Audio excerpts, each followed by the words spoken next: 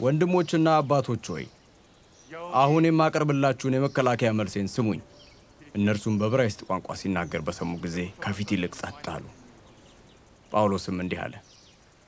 እኔ በኪልቅያ በምትገኘው በጠርሴስ የተወለድሁ አይሁዳዊ ስሆን ያደግሁት ግን በዚህ ከተማ ነው። የአባቶቻችንን ሕግ በገማልያል እግር ስር ተቀምጬ በሚገባ ተምሬአለሁ።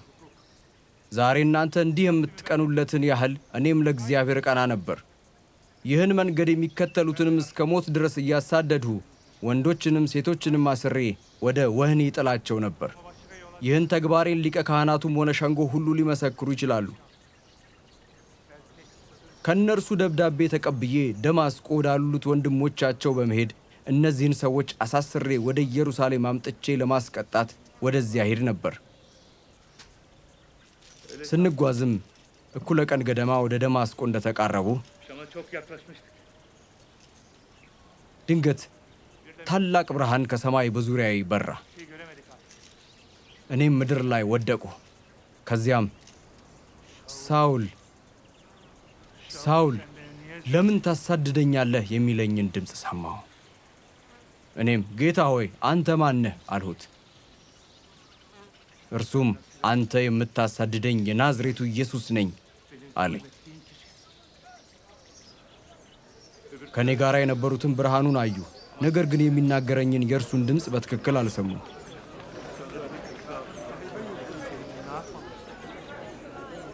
እኔም ጌታ ሆይ ምን ላድርግ አልሁት። ጌታም ተነስተህ ወደ ደማስቆ ሂድ፣ በዚያም ልታደርገው የሚገባ ሁሉ ይነገርሃል አለኝ። ከብርሃኑም ጸዳል የተነሳ ዓይኔ ስለታወረ ከኔ ጋር የነበሩት እጄን ይዘው እየመሩ ወደ ደማስቆ አደረሱኝ። ከዚያም ሐናንያ የተባለ ሰው ሊያየኝ ወደ እኔ መጣ።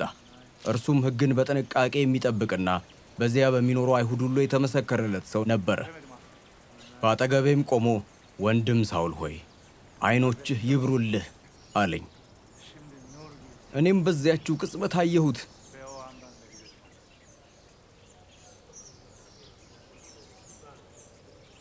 እርሱም ቀጥሎ እንዲህ አለ። የአባቶቻችን አምላክ ፈቃዱን እንድታውቅ ጻድቁን እንድታይና ቃሉን ካንደበቱ እንድትሰማ መርጦሃል። ስላየኸውና ስለሰማኸው ነገር በሰው ሁሉ ፊት ምስክር ትሆነዋለህና። ታዲያ አሁን ምን ትጠብቃለህ? ተነስተህ ስሙን እየጠራህ ተጠመቅ፣ ከኃጢአትህም ታጠብ። ወደ ኢየሩሳሌም ተመልሼ በቤተ መቅደስ ስጸልይም ተመሰጥሁ። ጌታም ሲናገረኝ አየሁ። እርሱም አሁኑኑ ፈጥነህ ከኢየሩሳሌም ውጣ፣ ስለ እኔ የምትመሰክረውን አይቀበሉህምና አለኝ። እኔም እንዲህ አልሁት፣ ጌታ ሆይ በአንተ የሚያምኑትን ሰዎች ለማሰርና ለመደብደብ በየምኵራቡ ስዞር እንደነበር እነዚህ ሰዎች ያውቃሉ። ደግሞም የአንተን ሰማዕት የእስጢፋኖስን ደም በሚያፈሱበት ጊዜ በድርጊታቸው ተስማምቼ በቦታው ቆሜ የገዳዮቹን ልብስ እጠብቅ ነበር። ጌታም ሂድ፣ በሩቅ ወዳሉት አሕዛብ እልክሃለሁና አለኝ። ሕዝቡም ይህን ቃል እስኪናገር ድረስ ሰሙት። ከዚህ በኋላ ግን ድምፃቸውን ከፍ በማድረግ ይህስ ከምድር ገጽ ይወገድ፣ በሕይወት መኖር አይገባውም ብለው ጮኹበት። እነርሱም እየጮኹና ልብሳቸውን እየወረወሩ ትቢያም ወደ ላይ እየበተኑ ሳሉ የጦር አዛዡ ጳውሎስን ወደ ጦር ሰፈር እንዲያስገቡትና ሕዝቡ ለምን እንዲህ እንደሚጮኹበት እየተገረፈ እንዲመረመር ትእዛዝ ሰጠ።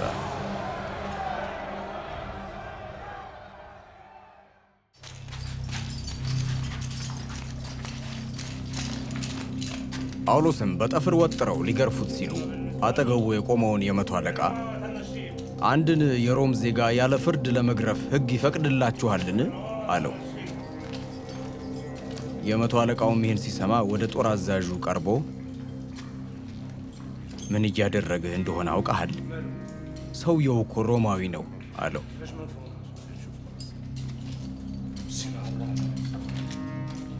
አዛዡም ወደ ጳውሎስ ቀርቦ አንተ ሰው እስኪ ንገረኝ፣ ሮማዊ ነህን? አለው።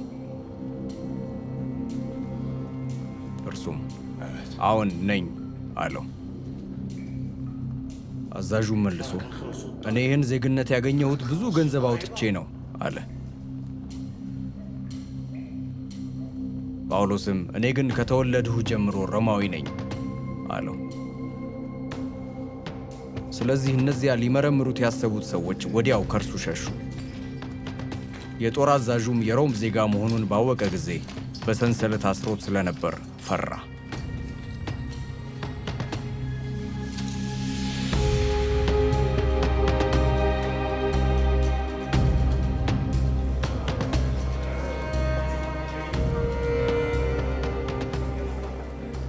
በማግስቱም የጦር አዛዡ አይሁድ ጳውሎስን የከሰሱበት ትክክለኛው ምክንያት ምን እንደሆነ ለማወቅ ስለፈለገ ፈታው።